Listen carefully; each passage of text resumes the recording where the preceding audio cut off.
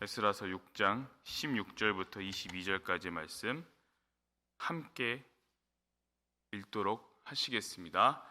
이스라엘 자손과 제사장들과 레위 사람들과 기타 사로잡혔던 자의 자손이 즐거이 하나님의 성전 봉헌식을 행하니, 하나님의 성전 봉헌식을 행할 때에 숫소 100마리와 순양 200마리와 어린 양 400마리를 드리고, 또 이스라엘 지파의 수를 따라 순염소 12마리로 이스라엘 전체를 위하여 속죄제를 드리고, 제사장을 그 분반대로 레위 사람을 그 순차대로 세워 예루살렘에서 하나님을 섬기게 하되 모세의 책에 기록된 대로 하게 하니라.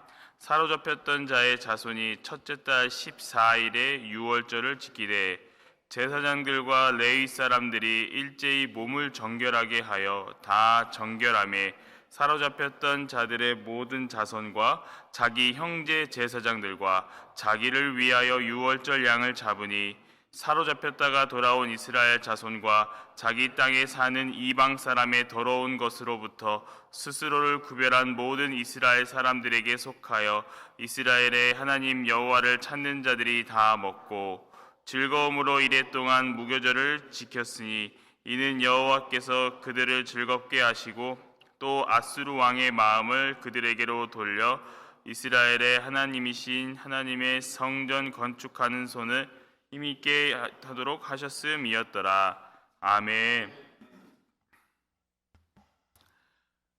에스라 6장은 하나님께 성전 재건 공사를 마치고 유대인들이 성전 봉헌식과 유월절을 준수하는 내용입니다. 사마리아인들의 방해로 인해서 성전 재건 공사가 중단이 되었었는데 약 15년 만에 그 공사가 다시 재개되어 성전 앞에서 봉헌식과 유월절을 준수하는 것이 오늘 에스라 6장의 주된 내용입니다. 에스라 5장 6절을 보시면은 유브라데 강 건너편 총독이었던 다뜨네라는 사람이 이 다리오 왕에게 상소를 보냅니다. 근데 그 상소가 어떤 내용이었냐면, 최초 고레스 왕의 성전 건축 허가 조서가 발견되었다는 사실이 오늘 본문 6장에서 기록이 되어 있지요. 그 부분이 6장 2절에서 3절입니다. 거기를 보시면 이 조서를 바탕으로 다리오 왕은 성전 재건 공사를 절대로 방해하지 말고 오히려 그 성전 재건 비용을 바사 제국의 세금에서 부담하도록 파격적인 명령을 내리지요. 8절을 보시면 이렇게 기록되어 있습니다.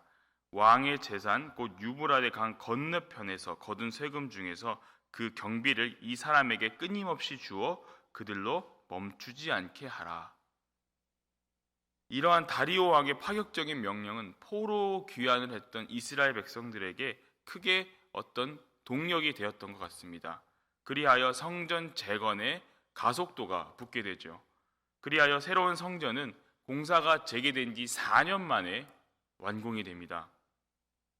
바사 제국의 다리오 왕이 이 성전 재건을 적극적으로 지원하게 된 계기는 표면적으로는 고레스 왕이 이전에 남겨두었던 그 조서가 근거가 되었지만, 우리는 전적으로 이것이 하나님의 섭리였음을 기억해야 합니다. 10절을 보시면, 6장 10절을 보시면 다리오 왕이 성전 재건을 위해서 이스라엘 백성들에게 자신과 왕자들의 생명에 대해서 기도해 달라고 부탁하는 것으로 보아서 다리오 왕의 어떤 정치적 의도가 들어있을 수는 있습니다.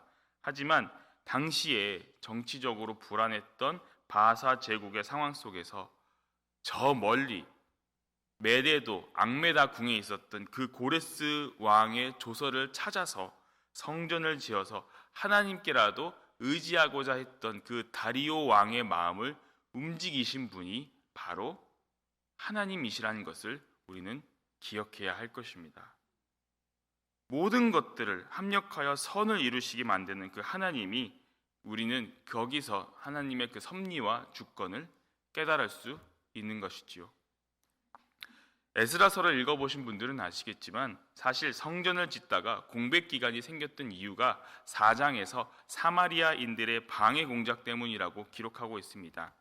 이들은 성전이 건축이 되면 자신들에게 해가 될 것임을 두려워했기 때문이죠. 그러나 근본적인 이유는 학개서 1장 1절에서 6절에 기록되어 있는데요. 사마리아인들의 방해 공작으로 이스라엘 백성들이 낙심에 빠진 데다가 영적으로 나태해져서 성전을 재건할 열의를 완전히 상실하고 또한 하나님 앞에 범죄를 저질렀기 때문입니다. 그럼에도 불구하고 하나님의 역사하심은 하나님께서 계획하시는 방향으로 흘러가는 것을 오늘 에스라 6장을 통해 우리는 볼 수 있습니다. 특히 성전이 재건된 후에 오늘 우리가 읽었던 본문에서 성전 봉헌식과 유월절을 준수하는 내용이 기록되어 있는데요. 이 유월절 준수에 대해서 우리는 몇 가지 의의를 찾아볼 수 있습니다. 첫째는 유월절은 이스라엘 백성들이 출애굽하게 해주신 하나님께 감사하며 기념하는 아주 중요한 절기입니다. 이 유월절을 준수한다는 것은 곧 이스라엘 백성들이 하나님이 자신들의 하나님을 인정하고 그분께 순종한다는 것을 의미합니다. 또한 자신들이 하나님 앞에 정결해진다는 것을 의미하고 있습니다. 오늘 본문의 20절, 21절을 보시면 이렇게 기록이 되어 있습니다. 제사장들과 레위 사람들이 일제히 몸을 정결하게 하여 다 정결하며 사로잡혔던 자들의 모든 자손과 자기 형제 제사장들과 자기를 위하여 유월절 양을 잡으니 사로잡혔다가 돌아온 이스라엘 자손과 자기 땅에 사는 이방 사람의 더러운 것들로부터 스스로 구별한 모든 이스라엘 사람들에게 속하여 레위 제사장들 일제히 몸을 다 정결하게 하여 그리고 이방 사람의 더러운 것으로부터 스스로 구별하여 라고 기록이 되어 있습니다. 유월절을 지키는 것은 하나님의 백성이 된다는 것입니다. 내가 거룩하니 너희는 거룩할지어다. 레위기 11장을 보시면 하나님께서 이렇게 명령을 하시지요. 그 명령에 준수하여서 하나님 이스라엘 백성들은 그 거룩함과 정결함을 유월절 준수를 통해서 행해지는 것이지요. 마지막으로 주목해야 할 부분이 바로 22절입니다. 오늘 본문 22절인데요. 우리 함께 22절 읽도록 하시겠습니다.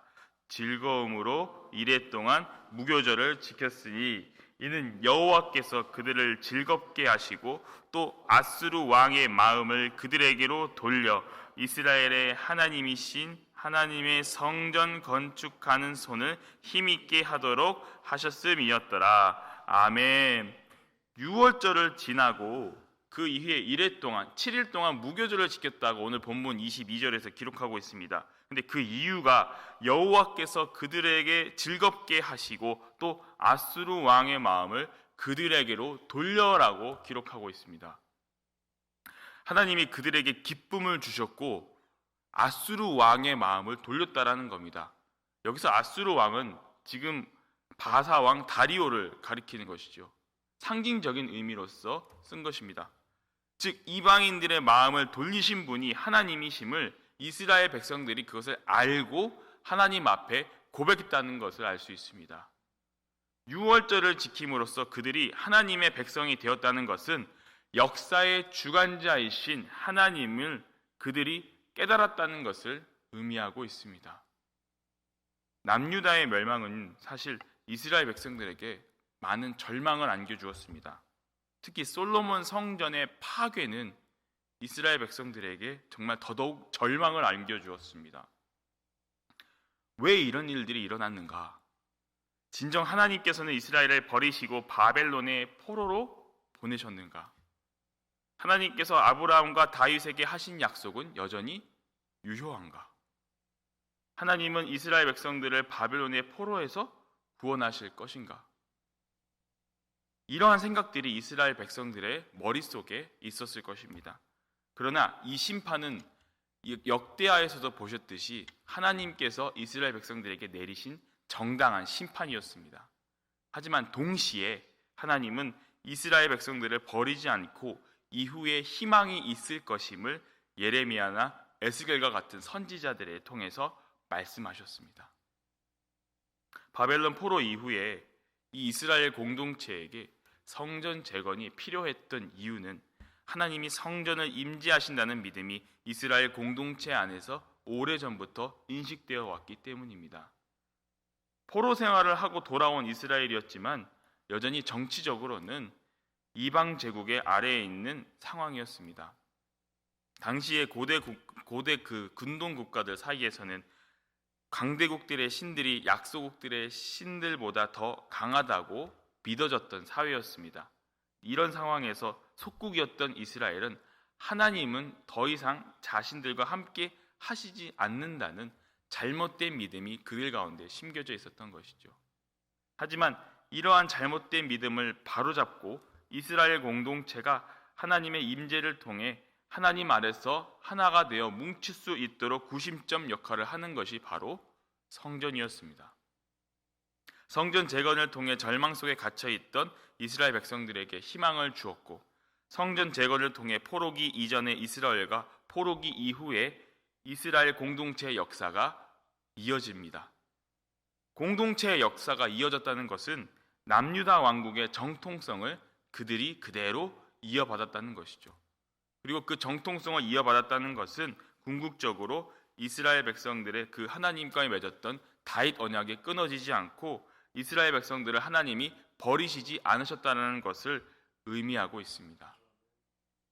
물론 재건된 성전은 역대하 7장을 보시면 솔로몬 성전과 비교했을 때 굉장히 작고 보잘것없었습니다. 그 규모 면에서도 굉장히 작았고, 무엇보다 이 성전 재건과 관련된 상황들, 즉 식민지 상태 아래에 있었던 그 상황에서 정복자 왕이 허가를 내리고, 게다가 그 재정 지원이 이루어졌다는 것을 고려했을 때 어쩌면 이스라엘 백성들 사이에서는 이 여러 가지 상황들이 실망스럽고 어쩌면 자존심 상한 일이었을지도 모릅니다.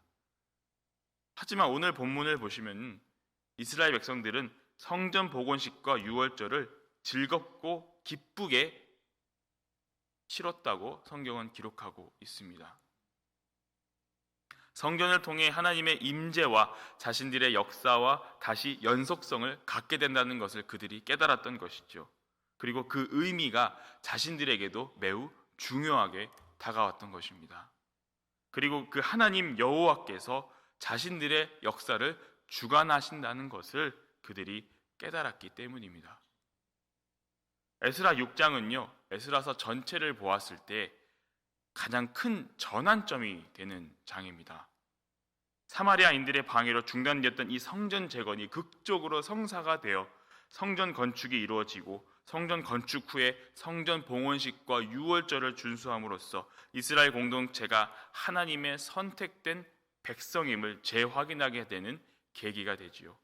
그리고 더 나아가서 7장부터는 이스라엘 백성들이 스스로 에스라를 중심으로 신앙개혁 운동을 일으킵니다. 그리고 공동체의 순수성을 회복하는 것으로 이어지게 됩니다.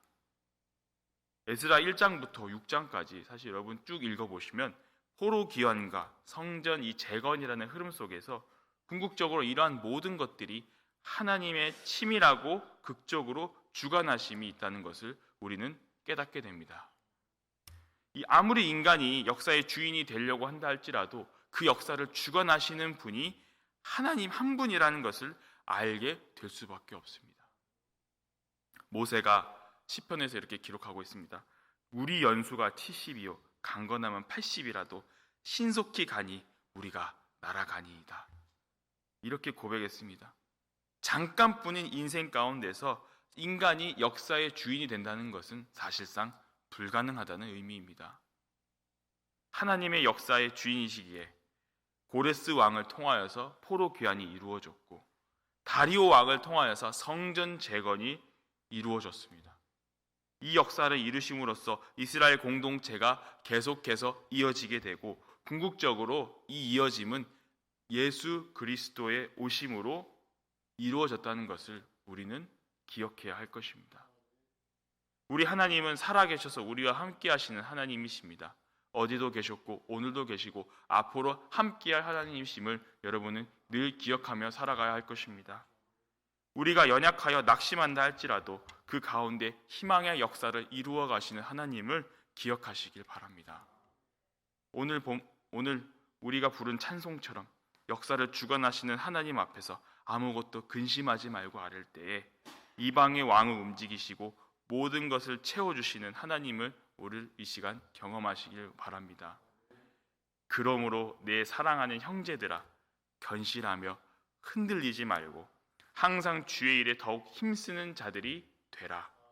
이는 너희 수고가 주 안에서 헛되지 아니함이라.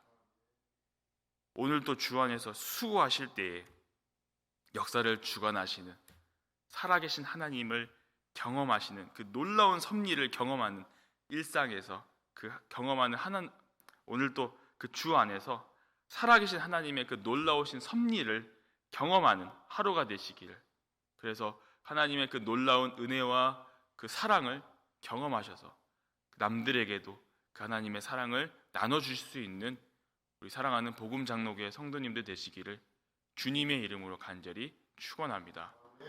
우리 아버지 하나님 감사합니다. 주님은 우리의 삶의 주인이시며 역사의 주관자 되심을 고백합니다. 사람이 마음으로 자기의 길을 계획한다 할지라도 그의 걸음을 인도하시는 이는 여호와 하나님이시라는 잠언의 고백처럼 우리의 삶이 하나님께 달려있음을 믿으며 살아가는 자들이 되게 하여 주시옵소서.